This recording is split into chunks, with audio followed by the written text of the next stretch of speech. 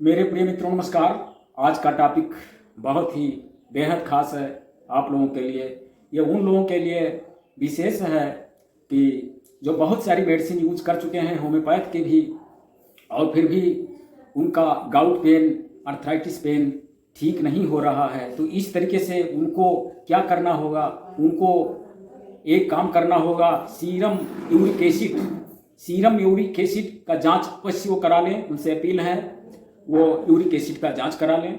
और उसके बाद में यदि यूरिक एसिड बढ़ा हुआ है तो उनके लिए कुछ बेहद मेडिसिन के बारे में बताने जा रहे हैं। बहरहाल ये आप सभी लोग जानते हैं कि इसमें जो मेडिसिन होती है वो अलग अलग अंगों पर अलग अलग कार्य करती है, और कुछ कंपनियां इस तरीके से कई दवाइयों का मिश्रण करके ये कम्प्लेक्स तैयार करती हैं कि किसी न किसी मैनर पर वो कार्य करेंगी, लेकिन 100% वो सफल नहीं हो पाती हैं।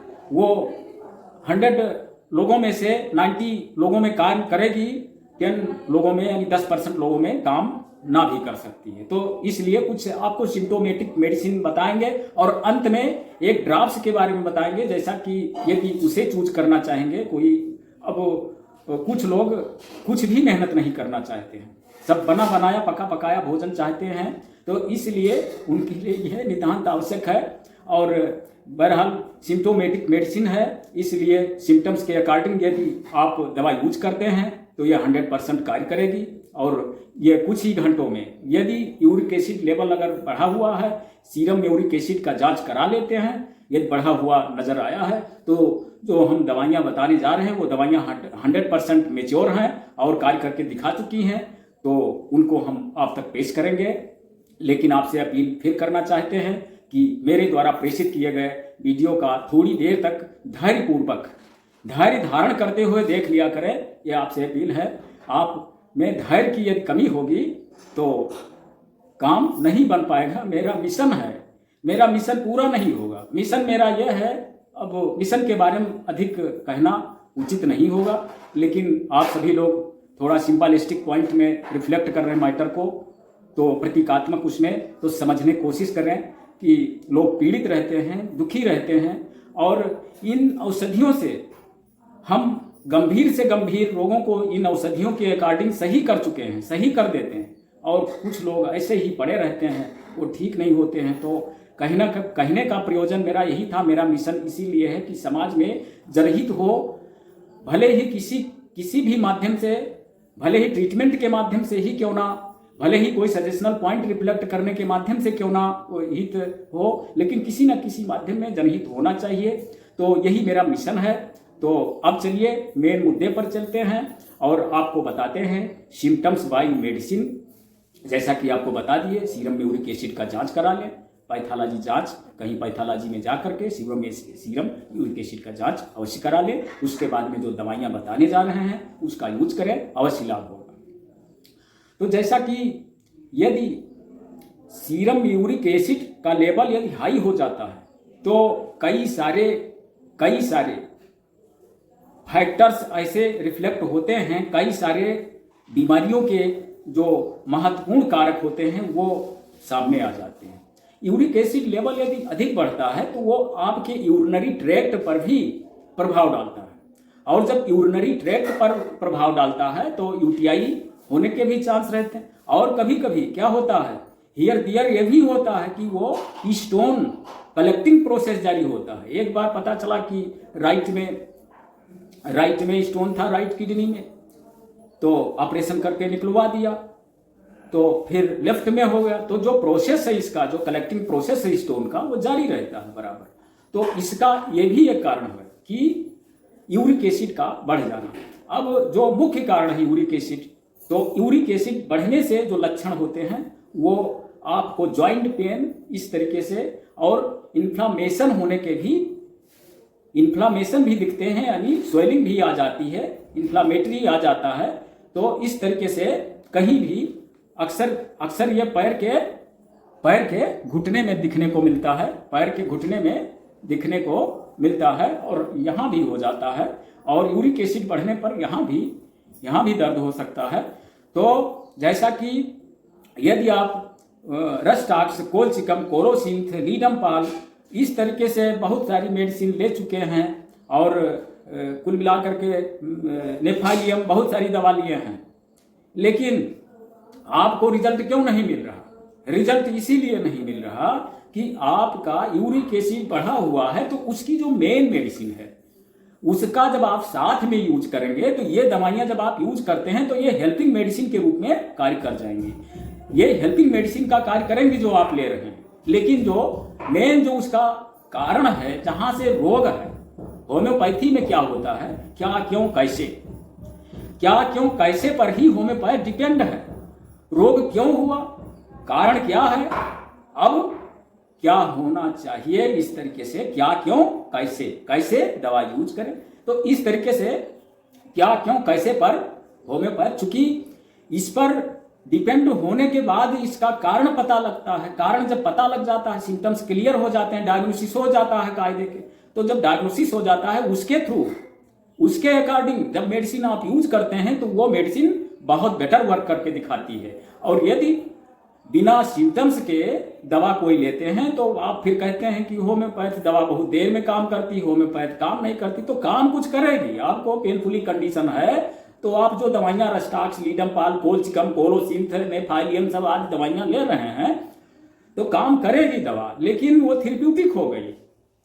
और जब आपको ये पता चल गया कि यूरिक एसिड बढ़ा हुआ है तो उस लेवल को कम करने के लिए जो उसकी मेन मेडिसिन है तो उसका यूज करेंगे और इसको हेल्पिंग मेडिसिन के रूप में लेंगे, बहुत अच्छा वर्क करके दिखाएगी। तो चलिए मेन मुद्दे पर चलते हैं।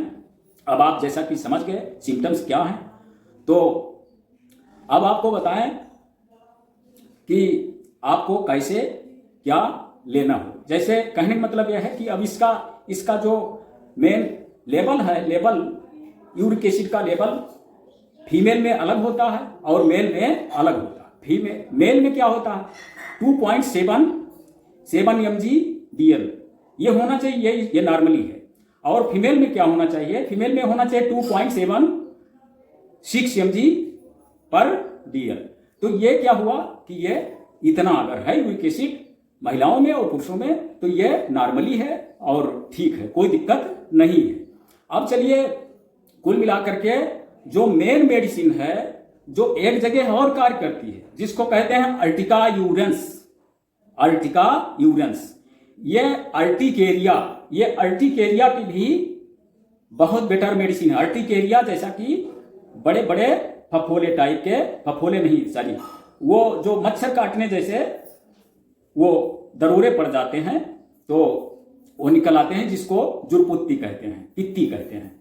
तो इस तरीके से अर्टिकेरिया मदर टिंचर आप लेंगे और उसके साथ में बर्बेरिस बल्गेरिस क्यू, इसमें दो आती हैं। देखिए हम आपको बहुत कायदे बताते हैं तो समझने की कोशिश किया करें। इसमें बर्बेरिस एक्यूफोलियम आती है एक, तो वो आपके चेहरे को चमकाने के लिए है, और ये बर्बेरिस बल्गेरिस क्यू है तो ये कई जगहों पर कार्य करती है। ये यूरिनरी ट्रैक्ट, ये यूटीआई इन्फेक्शन, ये किडनी से प्रॉब्लम होने पर, और ये कभी कभी आपके पैर के एड़ी में यदि दर्द होता है, पैर के एड़ी में दर्द होता है, एड़ियों में, तो एड़ियों में यदि दर्द होता है तो यूरिक एसिड बढ़ने से होता है। तो आप क्या करेंगे, अर्टिकेरिया क्यू और बर्बेरिस बल्गेरिस क्यू 10-10 बूंद आधा कप पानी में मिला करके दिन में 3 बार पीते रहेंगे, बहुत अच्छा रिजल्ट दिखने को मिलेगा।